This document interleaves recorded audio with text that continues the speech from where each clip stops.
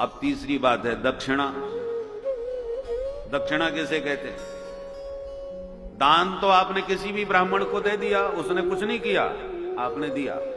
दक्षिणा वो है कि ब्राह्मण आता है, अनुष्ठान करता है, कलावा बांध करके अपना किया हुआ जितना भी शुभ कर्म है वो आपको समर्पित करता है, और उसके बदले में आप उसे जो पारिश्रमिक दे रहे हैं वो दक्षिणा है। और दक्षिणा तब सार्थक होती है कि जिस ब्राह्मण ने जो अनुष्ठान किया है उसके परिश्रम के अनुसार उसको प्रसन्न करने के लिए जो धन दिया जाता है वो दक्षिणा है। यदि आपने दक्षिणा दी और ब्राह्मण प्रसन्न नहीं हुआ तो आपका वह अनुष्ठान सिद्ध नहीं होगा। जो भी ब्राह्मण जिसने पुरस्चरण किया, महामृत्युंजय का जप किया, आपके लिए किया, और कई कई घंटे बैठ करके उसने आपके लिए इतना श्रम किया, तो बदले में आप उसे जो दक्षिणा दे रहे हैं उसमें वो प्रसन्न हो गए, तभी आपको उसका वास्तविक फल मिलेगा। यदि वो प्रसन्न नहीं हुआ, रुष्ट होके चला गया, तो आपका किया हुआ अनुष्ठान अनिष्टकारी का ही हो सकता है, आपको परिणाम बढ़िया नहीं मिलेगा। तो तीनों में भेद है, क्योंकि हम प्राय तीनों को एक समझ लेते हैं, दया, दान, दक्षिणा। दक्षिणा तो उसको दी जाएगी जिसने आपके निमित्त कुछ किया है, वो तो पारिश्रमिक रूप में दिया है। दान किसी को भी दे दो, वो कुछ किया हो ना किया हो, ब्राह्मण बैठा है, आपने दान दे दिया। परंतु दया तो आप जीव मात्र पर किसी पर भी कर सकते हैं। तो भगवान यज्ञ नारायण प्रकट हो गए अपनी अर्धांगिनी दक्षिणा देवी के साथ। बोल यज्ञ भगवान की जय। सुखदेव जी कहते हैं, राजन,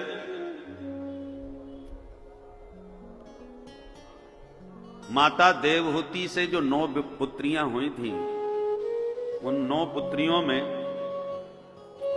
एक है अनसुईया, जिनका विवाह अत्रि मुनि के साथ में हुआ। पर अत्रि मुनि के कोई संतान नहीं हुई, तब इन्होंने संतान हेतु तप किया। तप किया तो भगवान श्री हरि प्रसन्न हो गए और वरदान देने के लिए चले। भोलेनाथ ने कहा, प्रभु कहां पधार रहे हो? बोले, एक भक्त को आशीर्वाद देने जा रहे हैं। अच्छा, हम भी चलें आपके साथ? चलो। बोले, बाबा भी संग में हो लिए। फिर मिल गए ब्रह्मा जी। आहा, दोनों विभूति आज एक साथ, हरि और हर कहां पधार रहे हैं? बोले, एक भक्त को आशीर्वाद देने जाना है। अच्छा, तो हम भी चलें? बोले, आप भी चलो। अब अत्रि मुनि के सामने ब्रह्मा, विष्णु, महेश तीनों देव प्रकट हो गए। बोल भक्त वत्सल भगवान की जय। तीनों ने एक साथ कहा, वरम ब्रूयात, वरम ब्रूयात। जब नेत्र खोल करके देखा तो एक की जगह 3 खड़े हैं। अत्रि मुनि तीनों को ताकें कि मैं किससे मांगू? तो भगवान मुस्कुरा करके बोले, अत्रि वयम नत्री। अत्रि जी, हम देखने में भले ही तुम्हें 3 नजर आ रहे हैं, पर हम 3 हैं नहीं, हम तीनों को तुम एक ही समझो और अपने मन की बोलो क्या चाहते हो। तो भगवान श्री हरि की ओर देख करके अत्रि बोले, महाराज हम तो आपको चाह रहे हैं। भगवान बोले, दत्तम, दिया। वे ही भगवान दत्तात्रेय के रूप में प्रकट हो गए। बोल दत्त भगवान की जय। अत्रि मुनि को भगवान ने अपने को दे दिया, इसलिए दत्त आत्रेय, अत्रि के पुत्र हैं, इसलिए दत्तात्रेय। तीनों ने तथास्तु कहा तो फिर तीनों को ही बेटा बन के आना पड़ा। ब्रह्मा जी अपने अंश से चंद्रमा के रूप में प्रकट भये। भोले बाबा अपने अंश से महात्मा दुर्वासा मुनि के रूप में प्रकट हो गए, और भगवान नारायण अपने स्वरूप से भगवान दत्तात्रेय के रूप में प्रकट हो गए। सोमो भूत ब्रह्मणोंसेन दत्तो विष्णोस्तु योगवित् दुर्वासा शंकरस्यांसो निबोधांगिरिस प्रजा। ऐसे महात्मा अत्रि के माता अनुसुईया के माध्यम से त्रिदेव पुत्र बन करके प्रकट हुए, ऐसा तो भागवत में चरित्र है। किंतु जो पुराणांतर प्रसंग आता है माता अनुसुईया के सतीत्व का कि तीनों देवताओं को उन्होंने 6-6 महीने का अपना बच्चा बना लिया, ये भी कथा बहुत प्रसिद्ध है और प्राय यही चरित्र अनुसुईया मां का ज्यादा प्रसिद्ध हुआ है। पर ये अत्रि मुनि का तप और माता अनुसुईया का सतीत्व दोनों का चमत्कार है, जो तीनों देवता बेटा बन करके पधारे हैं। श्री सुखदेव जी कहते हैं, परीक्षित, अब जो मनु महाराज की सबसे छोटी तीसरी बेटी थी जिसका नाम है प्रसूति, इनका विवाह दक्ष प्रजापति के साथ में हुआ। प्रजापति दक्ष से 16 बेटियों का जन्म हुआ। इन 16 बेटियों में 13 बेटी धर्म को बिहाई, जिनके नाम श्रद्धा, दया, तितिक्षा, श्री, हिरी, मूर्ति, ये सब धर्म की पत्नियां हैं। धर्म की मूर्ति नामक पत्नी के माध्यम से साक्षात भगवान नर और नारायण रूप में प्रकट हुए। और नर नारायण भगवान की, जो आज भी बद्री विशाल में विराजमान है। बद्रीनाथ धाम में भगवान नर नारायण विराजमान हैं। उनकी माता मूर्ति जी माना गांव में, माना गांव में मूर्ति मां का मंदिर है। और उससे और ऊपर जाएं वसुधारा की ओर, तो वहां उनके पिता भगवान महाराज धर्मदेव विराजमान है। तो धर्म और मूर्ति के माध्यम से भगवान नर नारायण प्रकट हो गए। एक बेटी पितरों को ब्याही दक्ष ने, जिनका नाम है स्वधा देवी, इसलिए पितरों को जल देते समय स्वधा शब्द का प्रयोग होता है। एक अग्निदेव को ब्याही गई जिनका नाम है स्वाहा देवी, इसलिए अग्नि में स्वाहाकार किया जाता है। और एक हैं देवी सती, जो भूत भावन भोलेनाथ को ब्याही गई हैं। परंतु और तो दक्ष की बेटियों के संतान हुई, पर सती के संतान नहीं। विदुर जी बोले, सती के संतान क्यों नहीं हुई महाराज? मैत्रेय जी बोले, बात ऐसी थी कि थोड़ा ससुर दमाद में झगड़ा हो गया था, और वो कलह इतना विकराल हुआ कि इस कलह के कारण माता सती को अपने पिता के यज्ञ में देह त्याग करना पड़ गया। यह सुनकर के तो विदुर जी अत्यंत आश्चर्यचकित हो गए। महाराज, ऐसा क्या कलह हुआ जिसका इतना बड़ा परिणाम हुआ? माता सती को शरीर त्यागना पड़ गया। थोड़ा विस्तार से समझाएं, बड़ी कृपा होगी।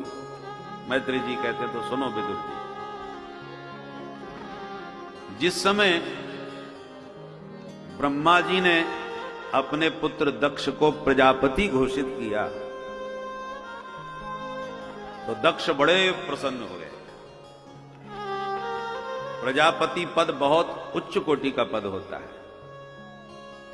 इंद्रादिक देवताओं से भी परम श्रेष्ठ पद है।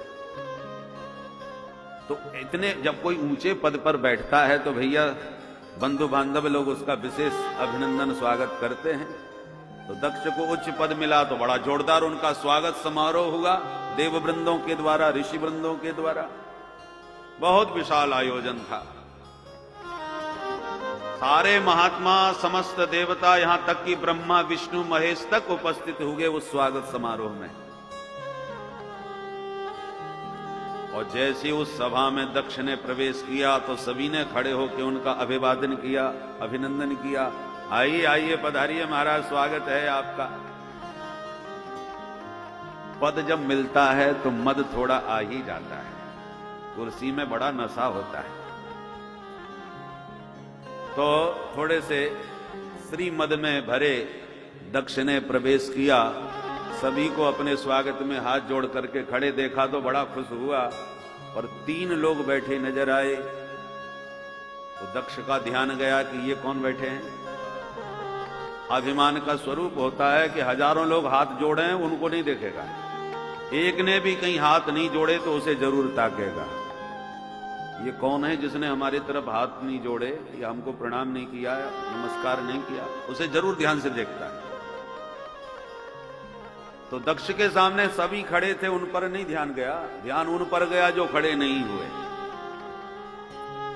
ध्यान से देखा तो ब्रह्मा जी पर दृष्टि गई, अरे ये तो हमारे पिताश्री बैठे हैं, कोई बात नहीं, बैठे रहेंगे, पिताजी हैं भाई, पूज्य हैं। श्री हरि नारायण को देखा, अरे ये तो हमारे दादाजी हैं, बैठे रहेंगे। और जैसे ही शंकर बाबा को देखा तो दक्ष का मूड खराब हो गया।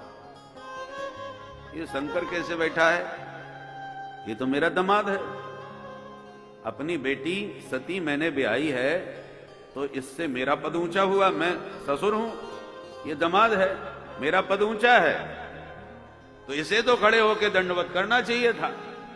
बस माथा खराब हो गया। सीधे जाके अपने सिंहासन पर बैठा और जब सब लोग बैठ गए तो सीधे खड़े होकर के इसने भाषण देना चालू कर दिया। सारी सभा सावधान होकर के सुने। सभासद हैरान हो गए, सभापति बोल रहे हैं, जबकि सभापति का भाषण अंत में होना चाहिए। सभी लोग धन्यवाद ज्ञापन करते हैं, सभा से सभापति अंत में बोलते हैं, पर श्री गणेश में ही सभापति बोल उठे। कोई खास बात है? सुन रहे हैं साहब, बोलिए। श्रूयताम ब्रह्मरसयो में सहदेवा सहाग्नयः साधूनां ब्रुवतो व्रक्तम् नाज्ञानान च मत्सरा। सारी सभा देववृंद ऋषिवृंद सावधान होकर के सुने, मैं किसी मात्सर्य से नहीं बोल रहा, अज्ञान वशात नहीं बोल रहा, आवेश में आके नहीं बोल रहा, नाज्ञाना न च मत्सरा। अब देखिए, मैंने कहा ना, क्रोधी अपने क्रोध को नहीं देख पाता। अब सच्ची बात तो यह है कि और सफाई क्या दे रहे हैं, आग तो इसलिए लगी है कि खड़े नहीं हुए, पर क्या कह रहे हैं, मैं अपने सम्मान का भूखा नहीं हूं। परंतु एक मर्यादा होती है, सभापति के आने से सभी सदस्य खड़े होकर उसका अभिवादन करें, एक परंपरा है, एक व्यवहार है, मर्यादा है।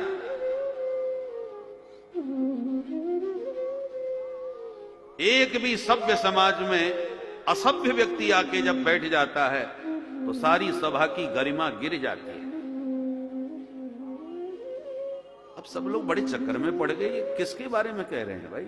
यहां एक से एक दिग्गज लोग बैठे हुए हैं, इनका कहने का अभिप्राय क्या है, किसको इंगित कर रहे हैं, क्या कहना चाहते हैं? जब संशय की स्थिति बनी तो दक्ष ने कहा, इधर उधर क्या देख रहे हो, तुम्हें ये शंकर नजर नहीं आ रहा क्या? राम राम राम। सभ्यता तो तब आएगी ना जब सभ्य लोगों में बैठे उठे। प्रेतावासेषु घोरेषु, 24 घंटे जो बड़े भयंकर भूत प्रेतों के संग में घूमता डोलता हो, उसे शिष्टाचार सभ्यता का बोध कहां से होगा? अब सबको समझ में आ गया कि मामला ससुर दामाद के बीच का है। अब कौन क्या कहे बीच में महाराज, सब शांत। एक ने धीरे से कह दिया, महाराज जैसे भी हैं आपके दामाद हैं, आपने जब अपनी बेटी इनको ब्याही, उस समय जो दोष आज वर्णन कर रहे हैं आप भरी सभा में, उस समय ये दोष तुम्हें दिखाई नहीं पड़े थे क्या? और क्रोधित हो गया, इसको मैं पसंद करूंगा? बंदर जैसी आंखें, कहां मेरी मृगलोचनी बेटी सती और कहां ये बंदर जैसी आंख वाला? गृहीत्वा मृग सावाक्षा पाणिम मरकट लोचना। इस मरकट लोचन को मैंने मृगलोचना बेटी दे दी।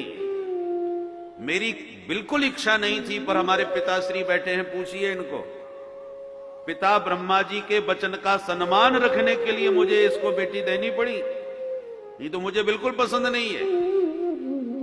बोलो राधे राधे। राधे राधे। जब ये मेरे साथ बैठता है सभा में, लज्जा के मारे मेरा मस्तिष्क नीचे हो जाता है। अयम तु लोकपालानाम यशोग्नो निरपत्रपः। लोकपालानाम यशघ्नः।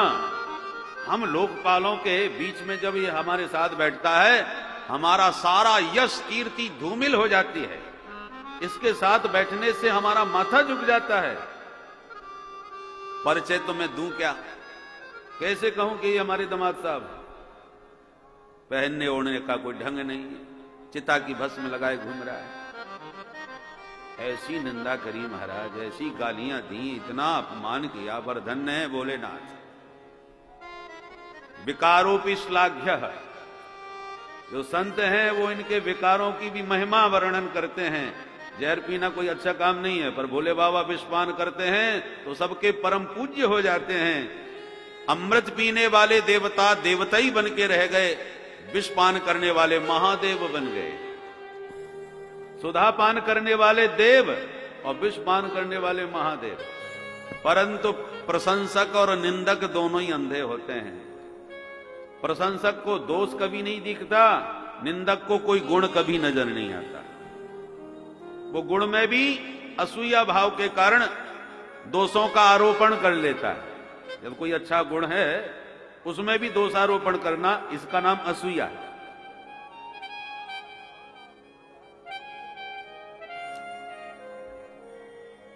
तो खूब सुनाई, परंतु आचार्यों ने तो ये शब्द चुभने लगे कि भोले बाबा के बारे में ऐसा बोल रहे हैं। उन्होंने शब्दों के अर्थ ही पलट दिए। बोले ये दक्ष गलत नहीं कह रहा, सही कह रहा है। क्या सही कह रहा है? अयम तो लोकपालानाम यशोग्नः। ये हम जैसे लोकपालों के यश को साथ में बैठ करके धूमिल कर देता है। तो इसमें सही क्या कह रहा है? बोले भैया, आप कहीं जाएं और आपका खूब आदर सम्मान हो, और इतने में आपके आचार्य जी आ जाएं, आपके गुरुदेव भगवान आए, तो फिर सब आपको छोड़ के उनकी पूजा करेंगे, उनको आदर देंगे, तो उनके आते ही आपका यश धूमिल हो गया कि नहीं? भाई चारों तरफ अंधकार हो तो जुगनू का